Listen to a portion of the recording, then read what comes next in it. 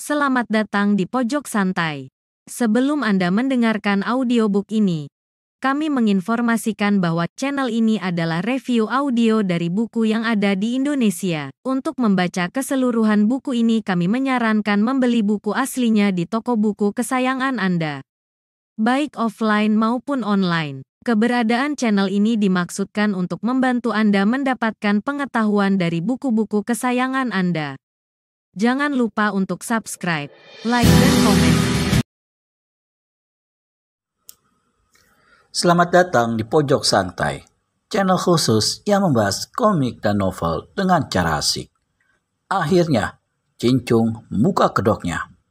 Akankah terjadi pertarungan dahsyat antara dirinya dengan Andika alias pendekar selebor? Yuk langsung saja disimak video kali ini.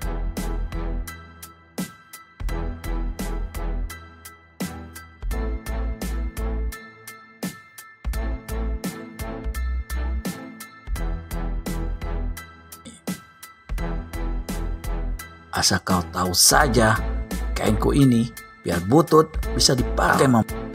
Kau boleh menyebutnya buntalan kentut, tapi akan membuatmu terkentut-kentut.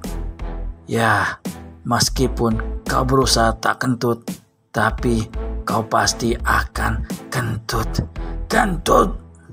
Wajah Cincung merah padam.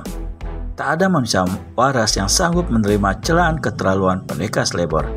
Dialah kini yang justru nyaris meledak murka. Kau pendekar dungu. Berbandingan dengan umpatan, disambutnya pendekar selebor dengan sapuan pedang ke batang leher. Shing! Wait! Kau mau membabas setan bingung? Ejek pendekar selebor setelah mampu menghindari tebasan dengan menggeser kaki 2 langkah. Hei, aku di sini nih. Cincung kembali menggempur telengas. Serangkai sabetan beruntungnya diarahkan ke beberapa bagian tubuh pendekar selebor. Seperti tak sudi diserang terus, Andika mulai melakukan elakan yang diimbangi serangan balasan. Sewaktu pedang itu menusuk lurus ke ulu hatinya, tangan kanan yang memegang kain pusaka bergerak, membuat satu lecutan ke depan. Cetar! Terang! Saat itu juga, pedang yang dikira pedang pusaka langit terpatah mirip 3 bagian, tertampar kain pusaka pendekar selebor. Tak diragukan lagi, Andika telah menyalurkan sebagian inti kekuatan warisan pendekar lembah kutukan pada senjata yang jarang digunakannya.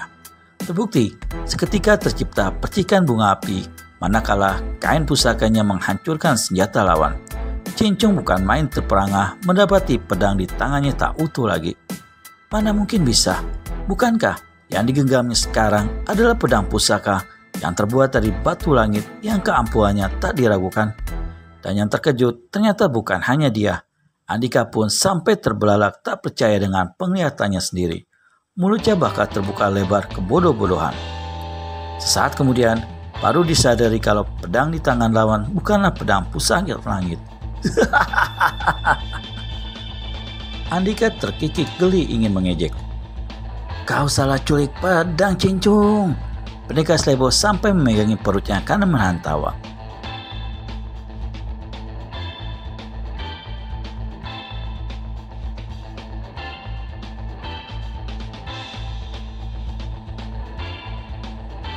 Melihat cahaya merah baranya tadi, aku sempat yakin loh, tapi nyatanya.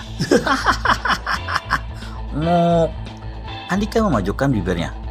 Pedangmu hanya dari tulang monyet. Nang ning kung, nang ning kung. Andika makin urakan. Tangannya malah melenggak-lenggok seperti menarik ketoprak. Apa? Kau akan berkicau kalau bisa membunuhku dengan senjata bohongan itu? Lanjut pendekar selebor. Napas Cincung turun naik memburu. Benaknya terasa menjadi kacau balau tak karuan.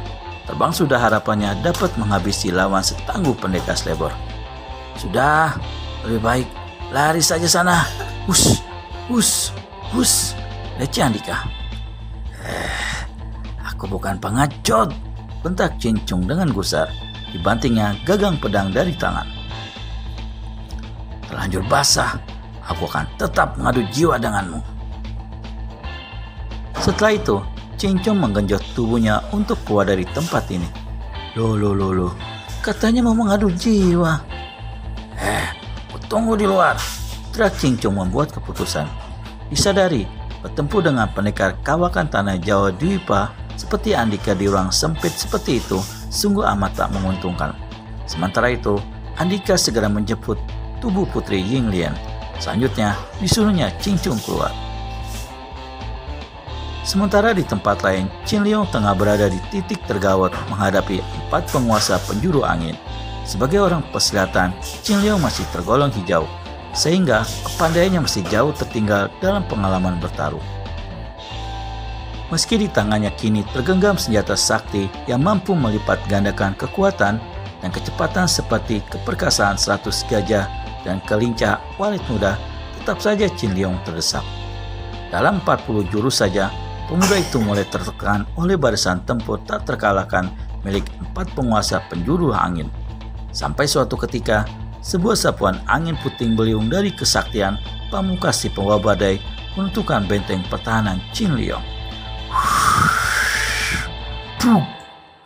Tubuhnya jadi terhuyung-huyung limbung ke sisi kanan.